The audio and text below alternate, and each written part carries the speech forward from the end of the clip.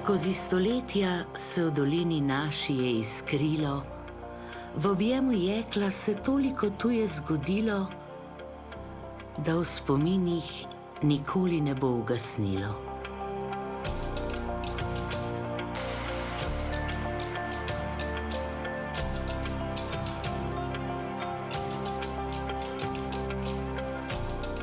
Za Jeseničane pojem železarstvo pomeni tradicijo, pomeni kruh, pomeni bodočnost. Vedno je treba skrbeti za napredek. Vedno je treba biti tehnološko najbolj s časom, kajti ko zaostaneš za 5 let za razvojem v metalurgiji, si zaostal. Zato smo šli na elektrometalurgijo. In še danes deluje brezhibno, seveda ne zato, ker je tako dobra oprema, ampak ker so tako dobri ljudje, ki z njo rokujejo. V času obstoja železarne Jesenice so bile kar številne investicije, ki so pravzaprav omogočile, da danes železarstvo na Jesenicah še obstoji.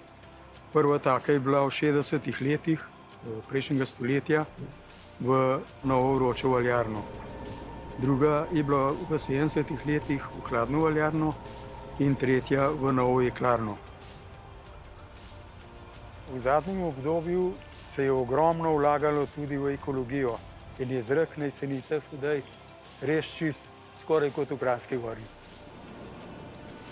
Po mnogih kriterijih se da dokazati, da je metalurgija oziroma jeklarstvo preko ena izmed najbolj inovativnih panog. Če gledamo iz vidika zniževanja porabe energije, okoljskega odtisa, so bili tukaj največji napredki pri razvoju tehnologije narejene. Veliko stvari tukaj bazira pač na tej inovaciji Lamberta Panca, ko se je odkrila oziroma inovirala proizvodnja zrcalovine. Na to smo ponosni in to so recimo neke tiste korenine, iz katerih se črpa. Kovinar biti v tistih časih je bil pa to delo v kolektivu. To se pravi, takrat je bilo treba gojiti kolektivni duh in pa tovarištvo. Železarna Jesenice nam je v veliki meri pomagala pri izgradnji Erjavčeve koče na Vršiču. Ob 100. obletnici Železarne Jesenice so kot program uvedli vsakoletni pohod na Triglav. Zaposleni so se vedno odzvali z veseljem.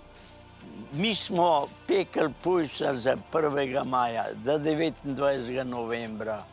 Družili smo se popolnoma drugače kot danes. Mislim, da se kot šola super povezujemo z našim sosednjim podjetjem Acronium.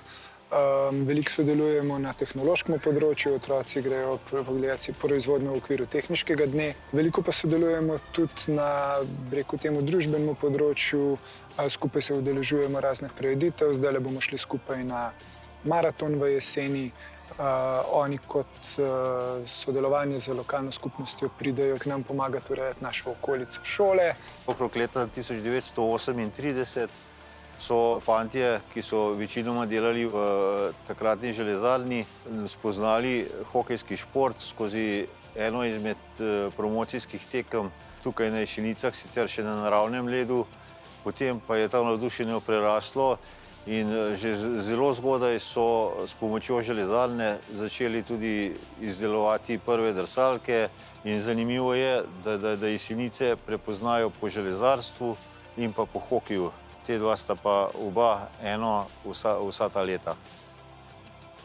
Je brez železarstva praktičen Jesenic ni.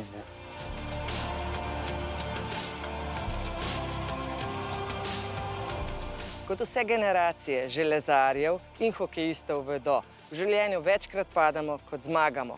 Ampak veste, kaj šteje? Kolikokrat se po porazu pobereš z našo jekleno voljo.